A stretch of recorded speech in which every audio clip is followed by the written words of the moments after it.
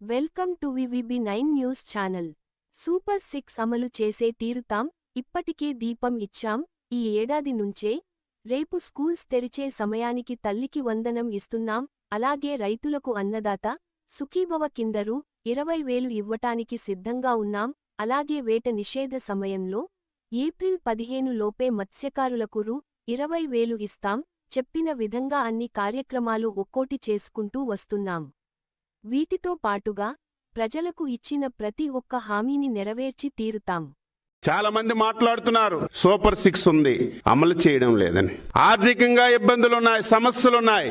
అయినా సరే రేపు జూన్ లోగా ఇంకొక 3 మంచి కార్యక్రమాలని ప్రజానీకానికి సూపర్ 6 లో ఇచ్చిన హామీలు నెరవేర్చాలని చెప్పి నిర్ణయం చేశాం. అందులో భాగంగా రేపు పాఠశాలలు తెరిసే సమయానికి ఏదైతే తల్లికి వందనం కింద ఒక పిల్లవాడికి 15,000 ఇస్తామని చెప్పాము. అదే విధంగా ఎంతమంది పిల్లలుంటే అంతమంది పిల్లలకి, ఒకరున్నా ఇద్దరున్నా ముగ్గురున్నా రేపు స్కూల్స్ రీఓపెనింగ్ సమయానికి తల్లికి వందనం కింద వారి అకౌంట్ లో డబ్బులేసి స్కూళ్లు తెరచడానికి ఈ రోజు పొలిట్ బ్యూరో నిర్ణయం తీసుకున్నాం. అదే విధంగా రైతులకి అన్నదాత సుఖీభవ కింద కేంద్ర ప్రభుత్వంతో కలిపి 20,000 రూపాయలు ఇస్తామని స్పష్టంగా హామీలు ఇచ్చాం. చాలా ఇబ్బందులున్నాయి, సమస్యలున్నాయి. కానీ ఇచ్చిన హామీ నెరవేర్చాలి కాబట్టి రేపు కేంద్ర ప్రభుత్వం మేలో ఇచ్చిన జూన్ లో వాళ్ళు ఇన్స్టాల్మెంట్ ఇస్తే ఆ ఇన్స్టాల్మెంట్ తో కలిపి రాష్ట్ర ప్రభుత్వం కూడా అన్నదాత సుఖీభవ కింద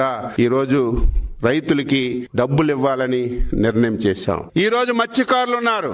మత్స్యకార భరోసా ఏదైతే వేట నిషేధ సమయానికి 10,000 ఇచ్చేవాళ్ళు 20,000 ఇస్తామని చెప్పాం. నిషేధం రేపు ఏప్రిల్ 15 నుంచి జూన్ 15 వరకు 2 మాసాలు వేట నిషేధం ఉంటుంది. ఏప్రిల్ 15 ముందే ఇస్తామన్నటువంటి 20,000 మత్స్యకారుల కిందకి భరోసా కింద ఇవ్వాలని చెప్పి నిర్ణయం చేశామని చెప్పి తెలియజేస్తున్నాను. చాలా కార్యక్రమాలు ఈ రోజు ఎవరైతే రిటైర్డ్ అయినటువంటి మిలిటరీ ఉద్యోగుల కార్పొరేషన్ అన్నాం, అది పెట్టాం. స్వర్ణకారుకులకి కార్పొరేషన్ పెట్టాం. దాదాపుగా 60-70% హామీలన్నీ కూడా నెరవేర్చాం. ఇంకా మిగిలినటువంటివి యువతకి నిరుద్యోగ భృతి, ప్రతి ఆడపిల్లకి 1,500, బస్సు ఉచితంగా ఇస్తామని ఇంకా 3-4 కార్యక్రమాలు ఉన్నాయి. ఇవన్నీ కూడా సాధ్యమైనంత వరకు ఆర్థికంగా ఈ రాష్ట్రాన్ని బలోపేతం చేసి ఆర్థిక పరిపుష్టిని తీసుకొచ్చి ఇచ్చిన ప్రతి ఒక్క హామీని నెరవేర్చడానికి అన్ని విధాల చర్యలు తీసుకోవాలని డీటెయిల్ గా రాష్ట్ర ముఖ్యమంత్రి గారు ఈ రోజు మేనిఫెస్టో కూలంకుశంగా చదివి ఈ కార్యక్రమాలు మనం చేశాం. ఈ కార్యక్రమాలు ఈ సమయంలో చేస్తున్నాం. ఈ కార్యక్రమాలు ఈ రకంగా పైప్ లైన్ లో ఉన్నాయి. ఇంకా ఇవి ఈ రకంలో చేసుకోవచ్చని డీటెయిల్ గా డిస్కస్ చేసి మేనిఫెస్టో మీదే ఎక్కువ సమయం కేటాయించి ఒక మంచి నిర్ణయం తీసుకున్నామని ఈ సందర్భంగా తెలియజేస్తున్నాను.